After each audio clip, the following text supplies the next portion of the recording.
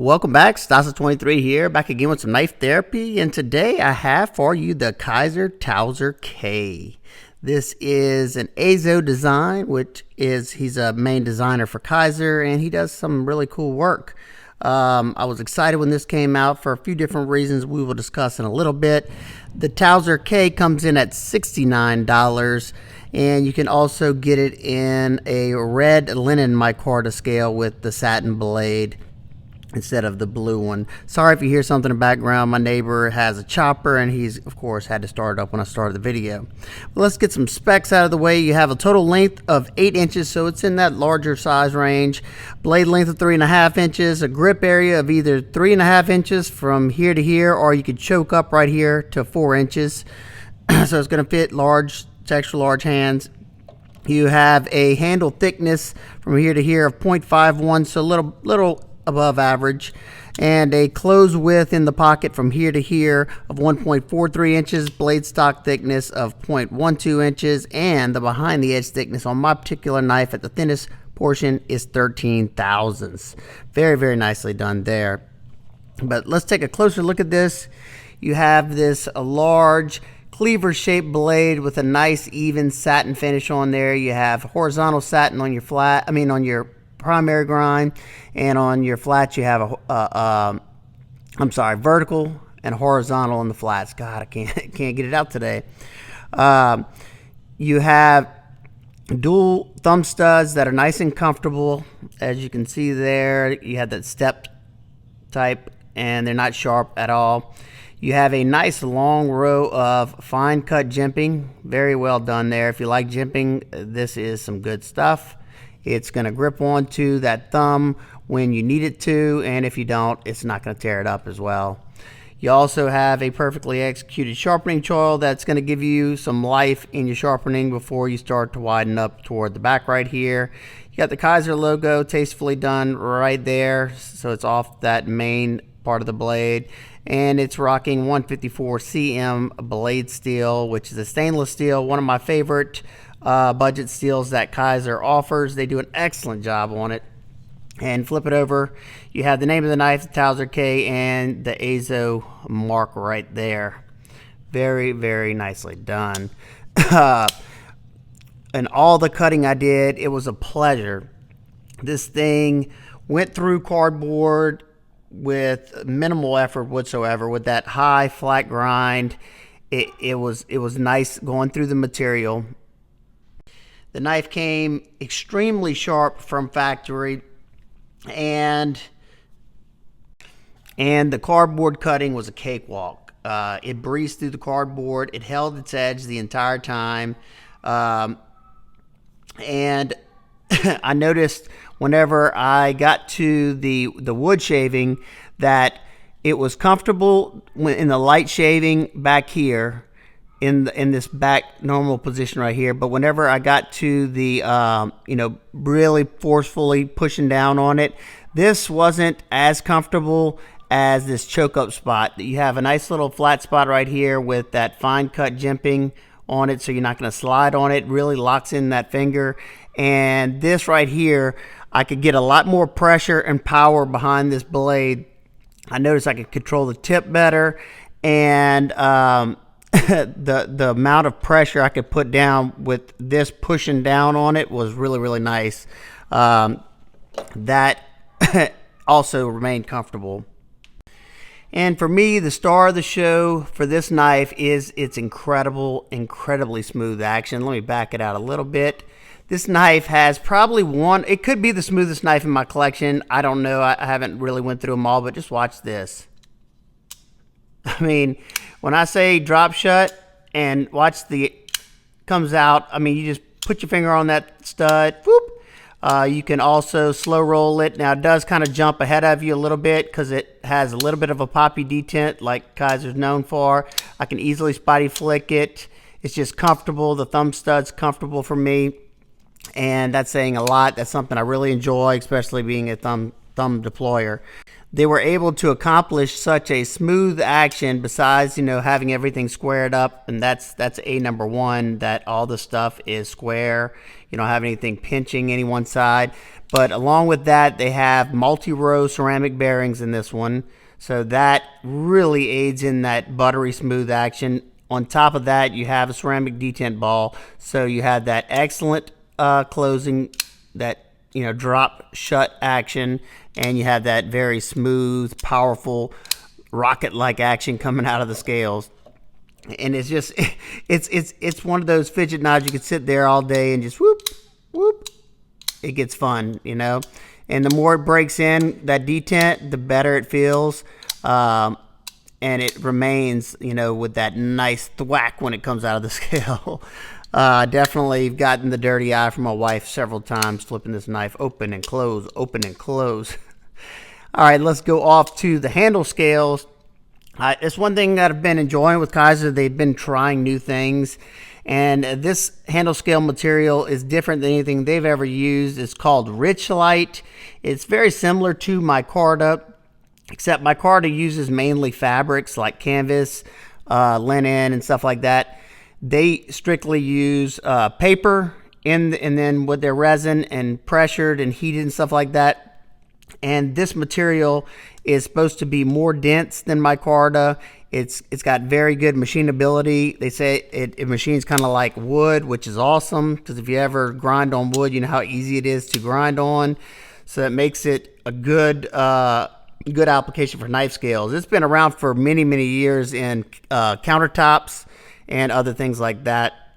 But it offers some nice texture and grip with those like tire tread type pattern that's milled into the scales. It's like a dark navy blue. And it's smooth, but just like a regular micarta, that epoxy has that tactile, tacky feeling, and it really grips, inside there as well. So the ergos on the knife were, like I had said before, very good in just this normal grip right here, comfortable. Whenever you're putting a lot of pressure, this is the spot, and at least for me that was the most comfortable to get the most pressure down and have the most control over that tip and the rest of the blade. I like how the blade sits below the handle scales, so if you're using this knife on a cutting board, you can get this forward area down through a cutting board before you start hitting your knuckles. I know that's important to some people. This knife, in my opinion, would work great in the kitchen, especially in all your slicing tasks. Kind of has that Santoku blade shape, the kitchen knife blade shape. So it got a little folding Santoku here. Your pocket clip is tip up, deep carry, left or right hand. And as you can see right now, in my opinion, I think that's just fine. But I noticed something as I was inspecting the knife, that there's 3 holes on here. So I didn't know. I thought maybe it was a mistake. So I flipped this one over, pulled this out, pulled this scale out, and it's on this side too. So it's a pretty good idea. If you like super deep carry, you can back this clip up one more spot. Right now it's on that farther to the front spot, but you can get it even more deep carry if you want this knife to completely disappear in the pocket. Speaking of, let's check it out in the pocket. All right, we got our jeans. I think it goes in and out of the pocket nicely. It doesn't have much sticking out. Like I said, if you want even more to go down there to make it completely discreet, you can. But right now, I can grab right here, pull it out. It holds it nicely. It doesn't have a whole lot of space underneath there. So if you have very thick pants, this could be an issue. I didn't have any issues with my jeans, so that's about all I can speak on. You have a nice, generous lanyard hole for all the lanyard people out there. You could fit, easily fit 550 cord through there. Your hardware has been blackened on this along with the liners. You have a Torx T8 here for the pivot. Wait, let me check that. Your hardware, you have the T8 on the pivot. This is a Mojave bit. And your body screws looks like they are T6. Yeah, T6 on the body screws. That's kind of a bummer. And T6 on the clip screws. The clip screws have been countersunk. However, The lip of that pocket clip is not sunk into the scales, so you could possibly hit your material on that. I didn't notice any issues with that, but just something to note there. Look inside, you can see the liners have been skeletonized on the top and the bottom. The balance point is absolute perfection right here in that forward choil. It feels really good in hand. You don't feel it overbalanced, especially with this larger blade. That can be a task. That's a lot of steel right there. And let's check out the weight. 4.26 ounces for this size knife. For me, that's very manageable. I had no problems carrying it whatsoever in my shorts and in my jeans. Like I said, it carried nicely, sticks to the right side of the pocket, and you don't have anything to get in the way of your hand, putting your hand in your pocket. All right, let's check the lockup on it. The knife, it is sitting at around 30%. It's got a bank vault lockup, no play in any direction, and you would think with that kind of action you would have some side to side or something, but absolutely no play in any direction whatsoever. The access to that lock bar is outstanding. You can see they had this deep choil right there. I kind of thought that would mess with my ergos, but it was okay. Easily get to that lock, no problem, and that's something I enjoy a lot. All right, time for some size comparisons. First up, two most common. You got the Ontario Rat Model 1. You're doing butt to butt. You can see it's in between both of these. Perfect size range. It's something that I love. Here you go for that one. And then we'll go to this knife is competing for several other spots for me, in my opinion. And those knives for me would have to be the Kizer Sheepdog. Very similar knives. I love things about both of them. And you have the Kizer Roach. So as you can see, it is exactly pretty much the same dimensions as far as length goes to the Kizer Sheepdog, and pretty close to the Roach itself. And two more. You have the Western Active Honey Badger. Another cleaver shaped blade, pretty similar, except this one is a flipper and it has a blade hole. And the CJRB Krog. So it's about the same length as the Krog, a little smaller than the Honey Badger. All right, nitpicks. I didn't have really much when it came to nitpick department. Maybe instead of these flat scales, maybe contoured. It kind of looked like the red linen micarta scales were contoured. If anybody knows that, let me know down below. I did not know for sure because it didn't state it on any sites, but it would have been super nice if these would have been contoured, because it's comfortable without those contours, but it would have been even nicer if they had been fully contoured like the Sheepdog. You know, that's why I said I kept comparing it to the Sheepdog. And, I was going to do a comparison between these two. I still might, but I don't know if I could come up with a clear winner because they were so neck and neck in so many different categories.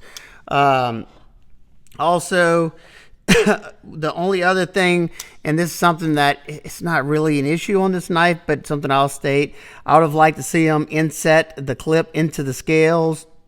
That way you don't have to worry about, kind of like this. Look, see how the Sheepdog has it not only countersunk screws, but it goes into the scales. Now it's not on the left side, so that's a ding for that one. But you can see how it's flush, so you can easily get your material through. This is an excellent clip. I love it for their budget knives. So that's something else that could be fixed. But other than that, this is an awesome knife. Either one of these, I think you'd be completely satisfied. I think I prefer the blade hole over the thumb stud. If I had to choose, I like the contoured scales a little bit more than the flat scales. Obviously, they both slice comparably. They both have a nice little forward finger choil area, and they have that same feeling because they have that nice little hump right there. They're very similar knives. That's why, I don't think this one's very smooth as well, but it's not as drop shut as this one. I have not taken apart either one of these, so, that speaks a lot for how good they are out of box. So overall value, do I think it's worth the $69? Yes. I recommend this all day, every day. I mean, the Sheepdog is $10 more because you're getting contoured scales, and it's a collaboration with Custom Knife Designer that they're paying that fee to. The Roach is in N690. I don't like N690 half as much as I like 154 CM, and this one is $81. This Honey Badger is $60, and it's got FRN scales. They're contour, but they're FRN. It's a great knife. It's very fidgety, but I'd choose the Towser. This Krog, it's not a thumb deployer. I prefer a thumb deployer, but this is $50, but it's using the AR RPM 9 steel, which is awesome in itself, but I would choose the 154 CM over the AR RPM 9 just by a little. Both of them, you'd be good with any of those knives I just showed. So overall, love the knife. If you had your eye on this and you were thinking about it, I'd definitely say pull the trigger. If those red linen micarta scales are contoured, I think I might go for that one. You know, I just wanted to try out this Rich Light because that kind of stuff interests me, and I couldn't be happier with the knife, especially in the $69 price range. So there you go. If you have any questions, comments, concerns, please leave them down below. I hope everybody's having an absolutely amazing Sunday, and I will see y'all on the next one. Peace.